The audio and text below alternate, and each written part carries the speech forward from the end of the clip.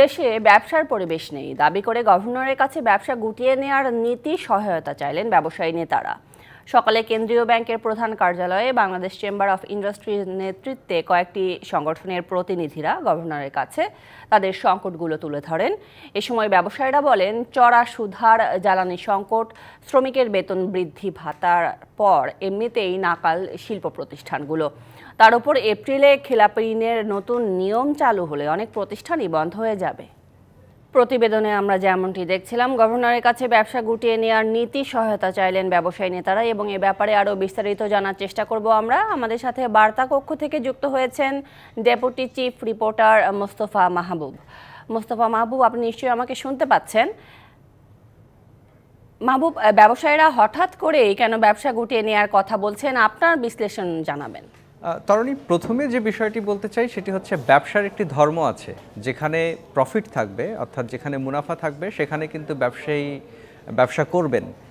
এটি হচ্ছে ব্যবসার মূল ধর্ম।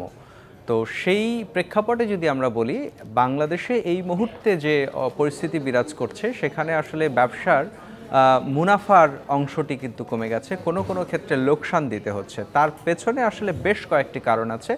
প্রথম কারণ যদি বলি সেটি হচ্ছে 5ই আগস্টের পরে যেটি হয়েছে আইনশৃঙ্খলা পরিস্থিতি, সেটি এখনও পূর্বের অবস্থায় ফেরেনি এবং একই সঙ্গে জ্বালানির একটি তীব্র সংকট আছে। ব্যবসায়ীরা বাড়তি দাম দিয়েও কিন্তু চাহিদা মতো তাদের গ্যাস এবং বিদ্যুতের সরবরাহ পাচ্ছেন না এবং একই সঙ্গে মূল্যস্ফীতির যে চাপ, সেই চাপ সামাল দেওয়ার ক্ষেত্রে কেন্দ্রীয় ব্যাংক দফায় দফায় ঋণের সুদ হার বাড়িয়েছে। সেই সুদ হার বাড়ানোর কারণে যেটি হয়েছে, ব্যবসার খরচ বেড়ে গেছে।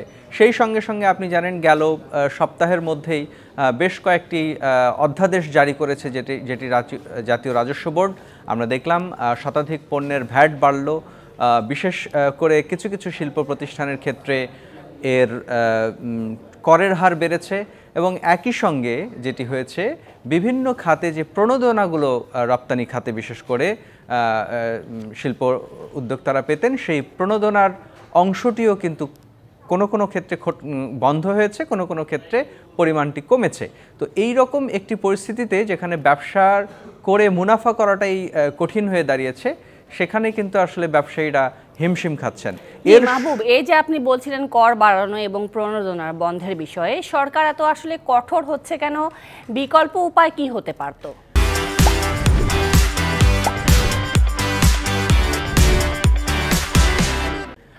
সেটির আসলে 15 বছরের একটি লিগেসি আছে।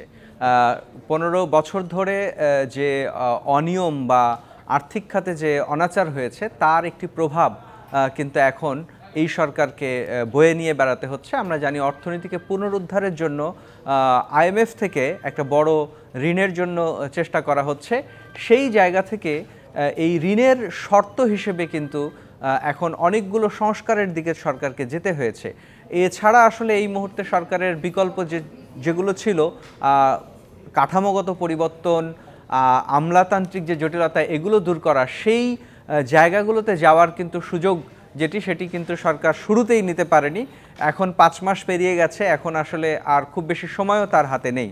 সেটি একটি কারণ। আর দ্বিতীয় যে কারণটি, ব্যবসায়ীরা যে কারণে আসলে বেশি অসহায়ত্ব প্রকাশ করছেন, সেটি হচ্ছে আগামী এপ্রিল থেকে আমাদের খেলাপি ঋণের যে নিয়ম, সেটি কিন্তু নতুন নিয়ম চালু হবে। সেই নিয়মে দেখা যাবে, ব্যবসায়ীরা যেমনটা বলছেন যে 3 মাসের মধ্যেই যদি খেলাপি ডিক্লেয়ার করা হয়, তাহলে প্রায় 70% ব্যবসা প্রতিষ্ঠান যারা এখন ধুকে ধুকে চলছে, তাদের ব্যবসা বন্ধ হয়ে যাবে, অর্থাৎ তারা খেলাপি হয়ে যাবেন। সে কারণেই কিন্তু যেটি হয়েছে, ব্যবসায়ীরা অনেকটা ক্ষোভ থেকে, হতাশা থেকে বলেছেন, যদি ব্যবসার পরিবেশ সরকার দিতে ব্যর্থই হয়, যদি দিতে নাই পারে, তাহলে আসলে তাদেরকে খেলাপি ঋণের কলঙ্ক না নিয়ে যাতে তারা সসম্মানে বেরিয়ে যেতে পারেন, সেই এক্সিটটি দেওয়ার দাবি কিন্তু তারা জানিয়েছেন, যেটি গভর্নর বলেছেন যে সেই প্রস্তুতিও সরকার নিচ্ছে। ব্যবসায়ীরা এই ক্ষোভ এবং হতাশা থেকে বের হয়ে আসুক, এটাই আমাদের প্রত্যাশা। মাহবুব, ধন্যবাদ আপনাকে বিস্তারিতভাবে জানানোর জন্য।